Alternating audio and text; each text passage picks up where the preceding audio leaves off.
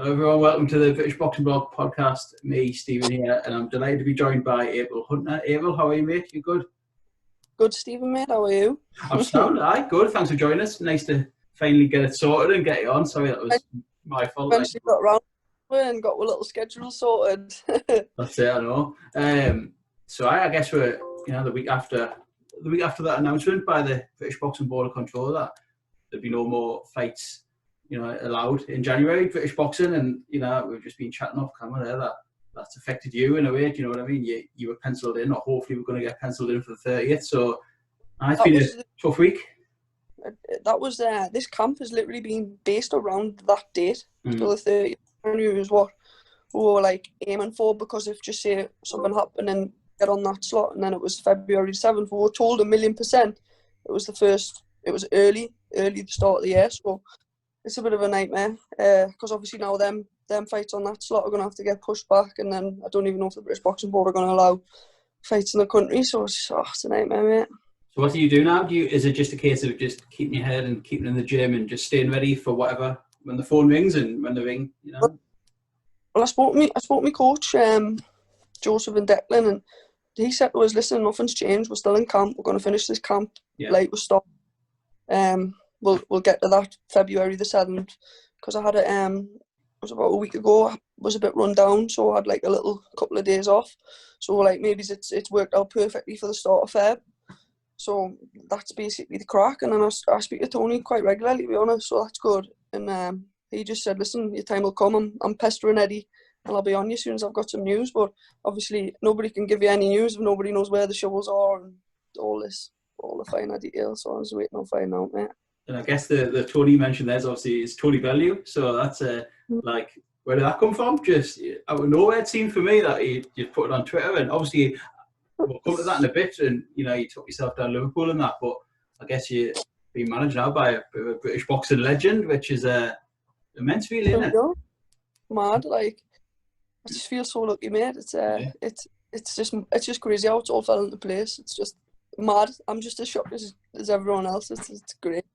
But I've grafted hard for it though. So no, you haven't. No, I was thinking before, the last time I seen you was last February, right, at the Sage, which was like pre-COVID for everything else, for the press conference for what should have been Vincent Vasquez at the arena, and like no COVID then, and obviously things have changed loads for you since then. That's like what, less than a year ago. You were at Wallsend then you've moved on from Wallsend, and you started a whole new life for yourself down in Liverpool, and you've moved there full time. And funny how things turn out, isn't it? It's funny, isn't it? It's just a total mad thing how the move even like kind of come about. It was just like I was in Lanzarote, and then I'm down here. I was like, I never really fully committed to the Lanzarote thing though, but it's mad. Everything happens for a reason, doesn't it? Things just fall into place. But I'd spoke to Joseph McNally before I went to Lanzarote on the phone, and when you just hit it off with him, someone who was laughing on the phone, and obviously he's a great coach to have. Went to the Junior Olympics himself, 8-0 as a pro. It's just and I've got Declan Arouk as well, the two coaches, and he went to the Junior Olympics as well. So I've got two really, really good coaches down here. So you're the Rotunda, aren't you? Is that right? Yeah, mate, it's mad. Amazing. I hadn't even heard about it before I come down here, and I come down and I'm just like looking at the walls. I walked in on like I think my second day, and then it's like Callum Smith. Then this morning I went to training, and I'm just sitting talking to Liam Smith. It's just like it's like mad. It's good though. Must be a great learning experience though, and a bit of an eye opener to like you're like me. You're from the northeast and live your whole life up here and that, and suddenly what the biggest difference is? It's like the level of training. It's like I've like been at a couple of different gyms now, and like just the way it's ran down here, it's just like next level. It's like so professional. Like everything is planned for a reason. It's like I don't just go into the gym and just think, oh, we'll just do this today or throw this up. It's like you're going out of a book. What part of camp you're in, it's like specified for this. Like they're on about like seeing running coaches, nutritionists. It's just like so high level. So, and I think that's why I'm improving so much. Like my body shape's changing and everything. I've had some major improvements down there. Like so it's all good. It's all good. Do you think that's what it is? Sort of getting out your comfort zone. Like obviously popular lass, big family, loads of friends, up in sort of North Shields and wherever. Like, do you think you maybe had to get away just to like experience something new and take yourself away from like not distractions, but just to fully focus? Yeah, like I don't want to like go too much into it, but like it's like there's a lot of like family stress at the minute and stuff like that, and I feel like it's been like this for a couple of years, and I needed a break. I needed like just focus on me and stop like putting things on me first to make things better for everyone else. So, and it's like it's working out. It's still hard. You still hear stuff on the phone and stuff like that, but I think pulling yourself away is like it's what I need to do just to focus on me. Do you know what I mean? Hopefully you get the fight dates to follow as well. I think obviously you said about Tony Bellew, he's obviously well in with the Matchroom, like set up. He was a Matchroom fighter. And yeah, that's the aim, isn't it? Like stay active now. Like, well, that's apparently done deal as far as I'm concerned. Just waiting for it to be kind of announced, kind of thing. But that's what I've been told off Tony. So it's just waiting to see what happens with it. But all of this is just putting it further and further and further back. So it's a nightmare. I'm obviously biting at the bit. I heard this, I think, when did I get told? I got told quite a while ago, and I'm still waiting. So I just get that fight date, and then that gets announced, and then the ball's rolling. It's a frustration with everyone though at the minute, isn't it? Boxing wise, that I guess you're sort of one of the lucky ones that you probably will get a fight date at the end of it. There's, especially from where we're from, there's kids that the small horse team, do you know what I mean? Can't really get any fights and can't get any dates on. So I hope you're going to come out of it well. Like this is the thing with with Jaffa. Me and Jaffa didn't leave on bad terms, but where I was at with Jaffa when I was at Wallsend was right. There's no boxing until the small horse shows back on. Yeah. So like I was just sat there, and I don't want to just sit and wait. So I just thought I'd get myself out there, improve myself, so that if I did, I was like improve myself. So I spoke to Jaffa on the phone. I spoke about the Tony thing, and he's all on board, wished as well.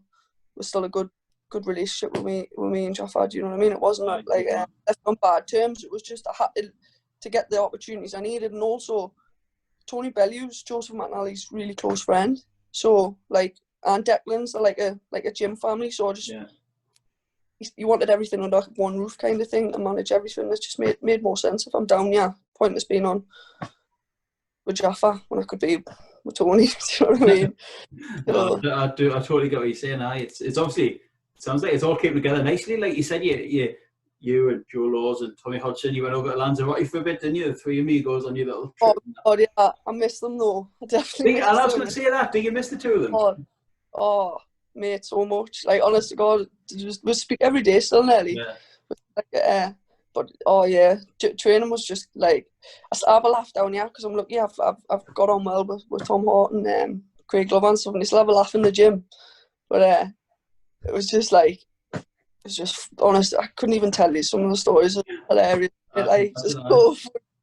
Like Tommy Hodgson is one of the funniest kids you'll ever meet as well. Like Joe's obviously open on his social media. Tommy like keeps himself a bit more, but he's like one of the funniest kids you've ever met. I need to get him on here. You need to get him on, mate. Honestly, he's a hidden gem. I'm telling you. Good boxer and all, isn't he? I've been trying to get him. Well, I think he's coming down here for a little trial, but to see what happens, because I wouldn't mind if he come down here. He could do his camps from here. And with him, with all this, Tommy is a GB boxer. He should be getting paid by the round. He shouldn't be having to worry about all these stuff. He should literally be flying because of his pedigree. But obviously, with the circumstances, that's not the case. I know. So I was thinking, down here, Joseph could get a look at him and. Well, if Tony can help me, I'm pretty sure he could have helped him with his pedigree and his class. But we've just got to see how things pan out, mate. I know he's got a couple of things going on, so we'll just see. Like you say, he's a class actor, and his pedigree speaks for itself. itself. Right, gonna have a little meeting with MTK and stuff, but just have to wait. So, do you think, looking back, there was anything, like, obviously you don't have to go into too much details about it, but do you think that sort of just ran its course and you'd done your No, mate. I think I'd still be in there right now if lockdown 1 didn't happen. I think what happened was lockdown 1 happened, and Nick had like loads going on, and he didn't have the time for it. And we had that fight date, and he was saying things will go back to normal September. And he actually sat with down. We had a meeting, me, him, and Joe. We're on holiday and stuff's happened. We didn't deal with things right when we were complaining about the training, so we had a little sit-down meeting when we come back, and he just said, I'm a part-time coach, not a full-time coach. If you want a full-time coach, you're going to have to go elsewhere. So I was a bit gutted. I tried to change his mind for a little bit, and then it's just kind of, when I made the move, it was like he switched his mind, and it was just like, do you know what I mean? But and these things happen, and everything happens for a reason. Like, all lot on it, guess, you know what I mean? He improved us a lot. All me past coaches, like, I wouldn't be where I am if it wasn't for any of them. The amateur ones, Lee Graham, Richie Stallman. So I've still got major respect for them. It's just one of them things, isn't it? So, like, going back to the amateur days, I know we've probably talked about this before in interviews and that. Like, boxing came late, didn't it? You're quite a relatively late starter with boxing. 21, I went into the gym. I was about 14 stone, I think. Seriously. Sure, Where one of the big thing. No, like, I done my ACL, didn't I? 'Cause I played high level football when I was younger. Aye. I done my anterior cruciate ligament. So I had a total reconstruction of that when I was like 16ish, 17ish. And had a year off, and I just never got back to football, never got back to training. Just went off the rails a little bit, and then went back into the gym just to lose weight, literally just to train to lose weight. Just to lose the weight. It wasn't thinking about. Yeah. Literally that first training session with Lee Graham on the pad, he was like, "You've got someone special. Come to the amateur club." And my first session, your last Gan Thornsby, this pro kid from Wales. I was in the lads. Literally first session, we were doing like a round robin thing, and it just grew from there, mate. You just love it straight away. Did you? Yeah, well, yeah, like two of my uncles were like ABA champions when they were younger and stuff like that. So boxing's always been in the family kind of thing. But it's just mad. Like, from that day, I told myself, I was like, I want to do this for the rest of my life, and that was just the goal from there. Even as an amateur, I was always talking about turning pro, and people were always telling us, "Oh my God, your style's dead suited for the pros," like dead early on. So it was always like planted as a seed. So just went from there. It's been a bit crazy little ride, to be honest, mate. Still going and all, you know. You've got like it's just starting. Just starting, so it's all going good though. You can tell, like, on your social media and all, like, you've probably got the boxing like bug. You watch it all. You're always watching it. You're always talking about it. Like, you're just like a sponge, just trying to take as much in as you can and watch as much as you can, and like. Yeah, that's like what, like, every gym I've been to, like, I get told I'm a sponge. Like, he shows something. Yeah. My first time, but the second time I'll pick it up, and I feel like if you've been a high level sports person when you were younger, like, I'm always sporty, like. I had, like, one of my PE teachers, I still stay in communication now. She said I'm one of the most talented females she's ever taught in sport. So it's just like, I feel like I'm sporty, so that's what I was like always meant to do sports. Do you know what I mean? So, yeah. And then I found boxing. And football was a part of the past. Still keep an eye on the football, still watching Newcastle and that, like? That's good, isn't it? Big Newcastle fan. I don't know why, they break my heart. And then I see them, yeah, I know. Get the killers off. I don't know what on earth's going on.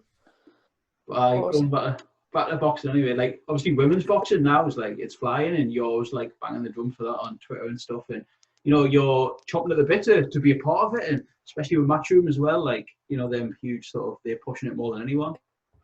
That's it. There's not an English welterweight, and I know when my coach was down on the Katie Taylor bill, he was sitting speaking to Eddie, and he was sitting talking about what weights he wants us to do, and he was saying he wants us to do welter and super welter. So it's like, I'm quite like, I want to start out as a welter, and later, like, I want to go up as well. Do you know what I mean? Because I can do both. I'm still, like, I'm strong at 69, but then I can also make the 67. So it's just, I've got a few options, I think, and there's a couple of good fights at both if things go to plan. Obviously, one step at a time. You just answered me next question there. Someone, we put out on Twitter last night that you put on the pod, and Colin Middlemas said what weight will be looking to campaign at once she's back in the ring. So I guess you've just answered that there. So you've got a bit of a choice between the two, and you're flexible to, you know, whichever one you sort of want, I guess. Yeah, I think. You got a preferred weight, or you just what? Like, do you prefer welter, or do you like? I just think, like, I look at welter and I just look at the top of the division. Yeah. I'm not wowed by it. Like, you go below, you've got Katie Taylor, you've got Chantal Cameron, and then I look at, like, welterweight, and you've still got, like, some good big names there, like Jessica McCaskill, Cecilia Brackhouse, and they're like, I don't feel like they're out of my reach in 5-6 fights at all. So that's just what I've kind of got my eyes set on, and that's what Joseph's been saying to Eddie, like 8 to 10 fights, like 8 to 10 fights, maybe even less. Like, we'll be knocking we'll at be the door. looking. Like, yeah. You've always said that to me, like whenever I've spoken to you in the past, you've always said like, I don't want to just mess around. Like I want to move quite quickly and like, you know, give it a go. And Yeah, but I think, do you know what? Like, I think in the past I was a little bit too eager myself. Like, I wanted everything day, and I've come down here and I'm a bit more level-headed, and I realise like there's no point rushing us too quick. Do you know what I mean? I want to be, it's point is jumping straight in at the deep end.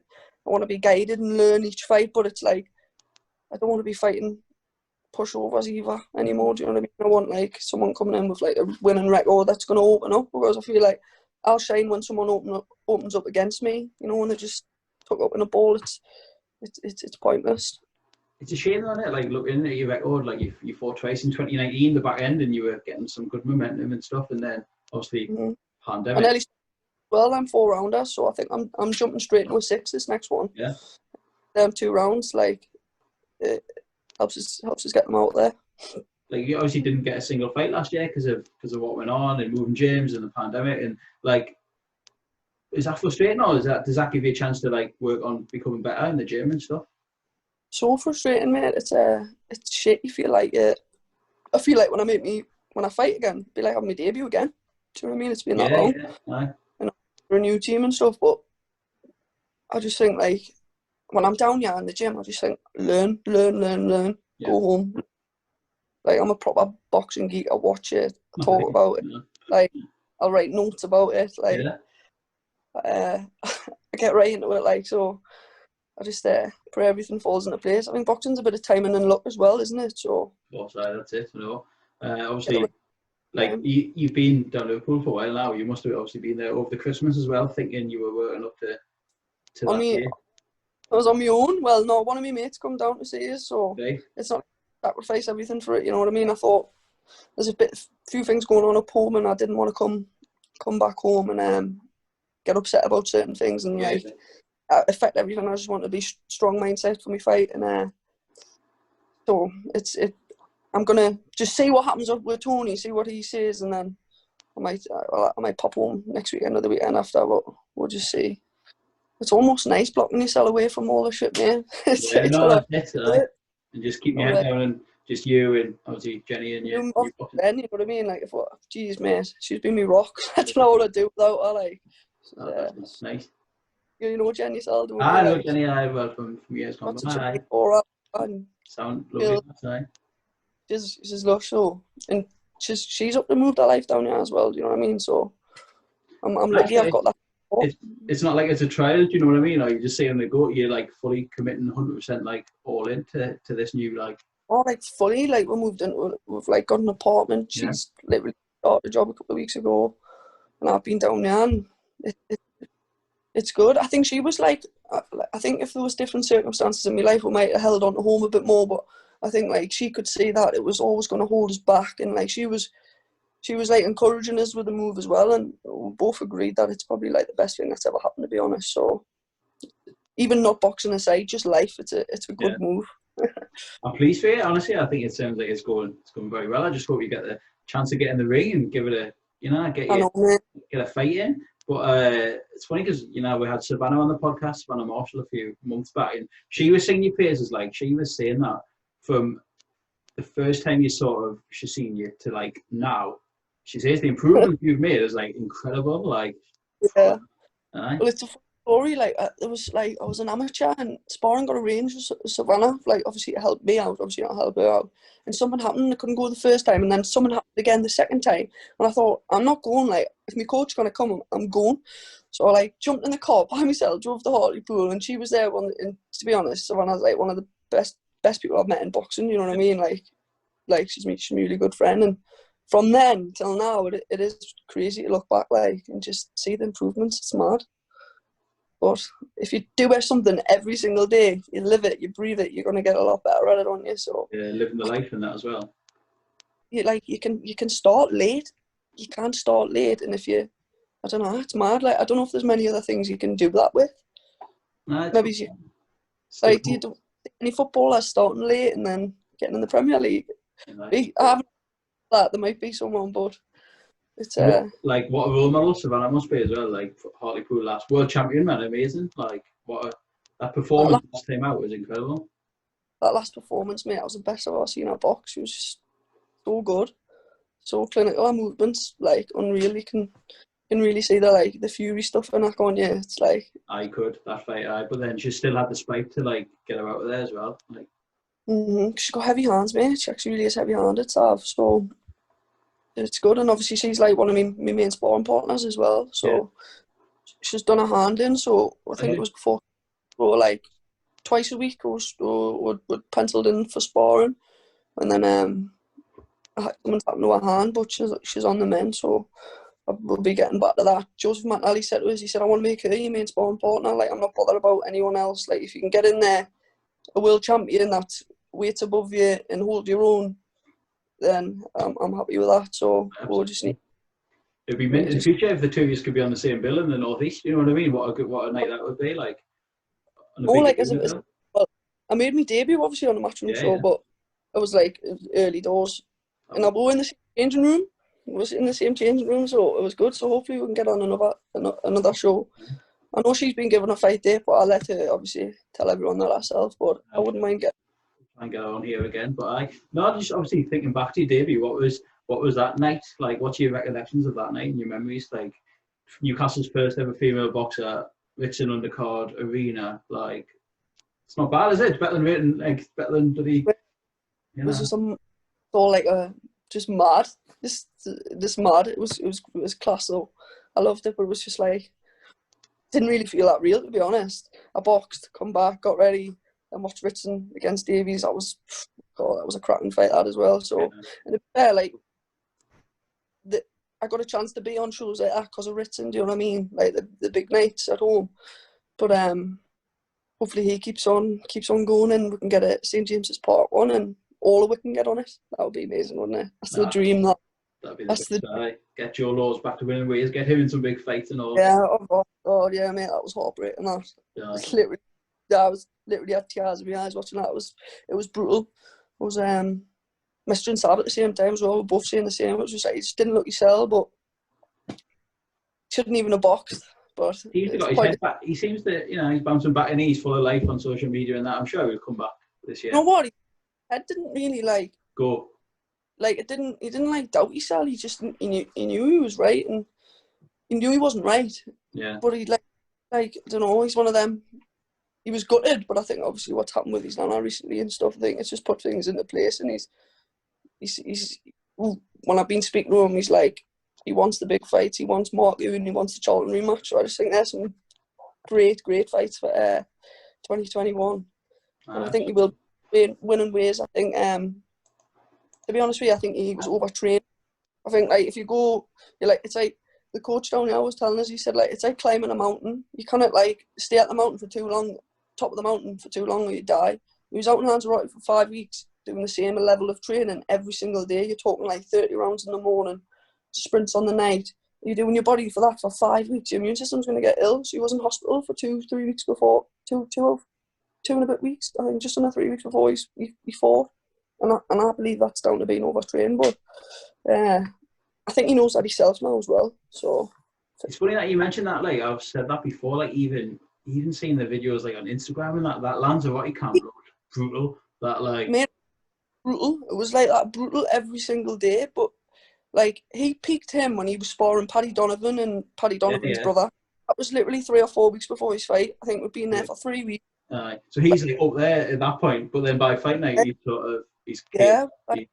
Like you're 3 weeks into it, and your body it's not meant to train that hard for that long. You will like you could see in his body, his ribs were like sticking out. He was like drawn in, and it's like I obviously don't know this, but the coaches down here were pointing certain things out to us about like overtraining and and it's just like it's interesting. So like it's brutal down here, but it's like you get rest when you need to. So don't worry though, it's still absolutely horrifically hard. It's actually, I would say it's harder than, well no, it's different. It's like it's probably harder than Lanzarote to be fair, but you just like a bit more structure, maybe it's a bit more structure to it. Well, there's changing in it. There's like on the night time you're doing like the same light runs. It's like it's all based around like a reason. So like at the start of it, you're building the base, so you're doing the longer stuff, and then a couple of weeks in, you go like on the hills, and then after that, you do your short sprints, track, like, so it's not just like all this, do you know what I mean? It's all without, like, obviously. So, like, day to day, like today, for example, like, what's your, like, as a full-time boxer, like, what's your day to day, or like yesterday? So Monday, shall I give you from Monday? Well, so no, Monday gives you a week. So Monday, box Monday morning, and then I'll have S&C on the night. Tuesday I'll box in the morning, I'll have S&C on the night. Wednesday is like a recovery day. Yeah. So it's, you train, but it's like, it's not an intense training day. So I had Wednesday I done S&C, and then I done an hour in infrared sauna, hot room cardio. And this morning, back boxing again, doing like, just like on the pads and stuff like that. And then you do like, it's mad though, like the sessions are like 2-3 hours, because you don't just, so when you finish boxing, you'll do your forearms, your abs, like your neck, everything, like all this stuff that has always been missed in other places. It's just like, it's religious, it's every day, do you know what I mean? It's structure, so. Who are you training alongside at the minute? You got Thomas Whitaker Hart down there as well. He's down yeah, Craig Glover. Craig Glover, right? David Price is in and out the gym, but I don't know what's happening with him or whatnot. Yeah, and that's it. And then like, good set of lads, though. Good. Yeah, Thomas Hart's a class act, isn't he? I think he'll do really good. And Craig Glover, mate, do not write him off. He's a vicious, nasty, powerful man. We were speaking to him like via Twitter inbox the other week, and he comes across dead well in that. And I was like, can you not get a fight? He said he's struggling. Just no one wants him. Like, no one wants the risk of fighting him. Like, obviously he's good. He beat for Lily, didn't he? Do you know what I mean? Like, and that's like, he looked good as well. Like, the coach down here says like he's got that heavy hands. Like, he thinks he can just get people out there, and then sometimes he gets clipped himself. So it's like, when he boxes, honestly, it's like so nice to watch on the pad. I'm talking like, he's fast, he's strong, he's powerful. It's like, he would be like a risk fight for anyone. I honestly think, I don't know why, like, if he's not getting any joy with Matchroom or someone like MTK or someone, don't snap him up. Because I'm sure he's still ranked in the top 10 in Britain. Oh, he should be, definitely. Yeah. Does he want to keep going as well? Does he want the fights? He wants. Been with him this morning. He's down box. It's just, he's just not having any luck. So. Way of the world at the minute, isn't it? Got another question for you. I've got another question from Sam Nichols on Twitter. Is there anyone in boxing that she aspired to be when she started boxing? Like, any role models, or was it like even from a younger age that you used to watch boxing and like look up to anyone? You love all the greats, don't you? Like your Muhammad Ali's, your Mike Tyson's, your Roy Jones Jr. Like, you love all them, but I don't know. I've never like based myself on like one person. But you know what I watch the most of? Canelo. Like, literally religion. Like, if you could be a female version of him, you'd be a naughty thing, wouldn't you? We'll call you this Roddy Canelo, but no. He was outstanding, wasn't he, last time against Callum? Oh, mate. I know. Oh, sad for that for Callum, but for that arm injury, oh no, mad that as well. Like, they literally planned to attack his arm because his catch left hook was his best shot. Mad, isn't it? Mad. Garcia as well in the gym.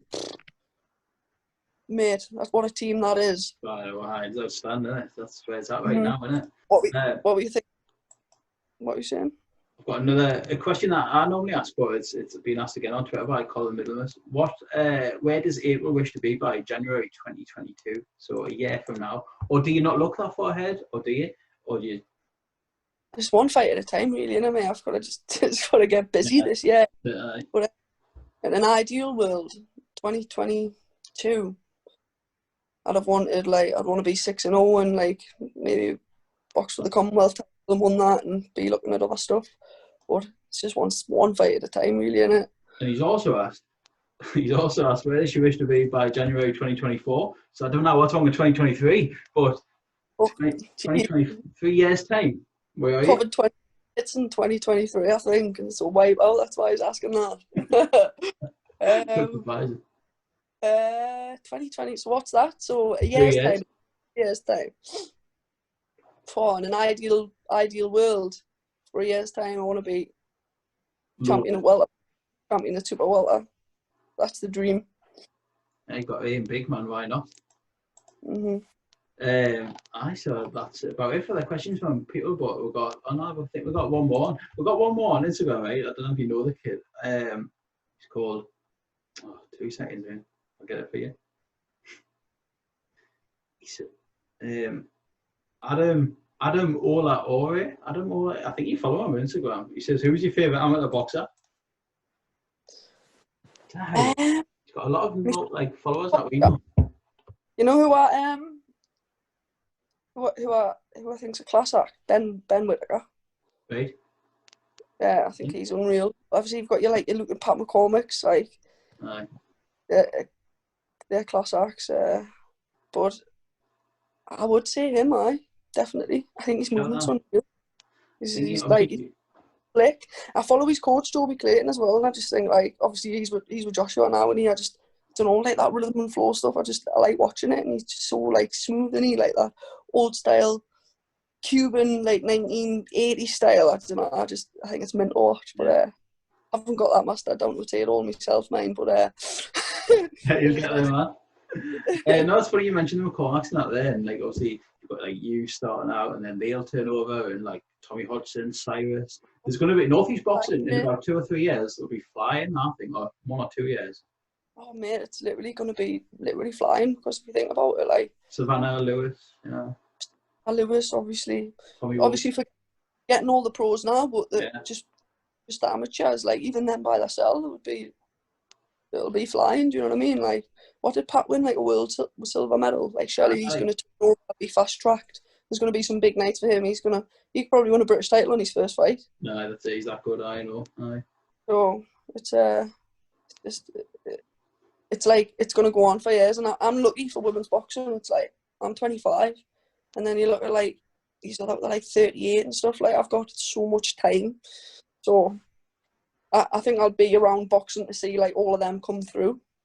I've got a good 10 year. You're 25 now, and you said before that you first went in the gym at like what 21 or something. That's mental. 21. You've done a lot in 4 years.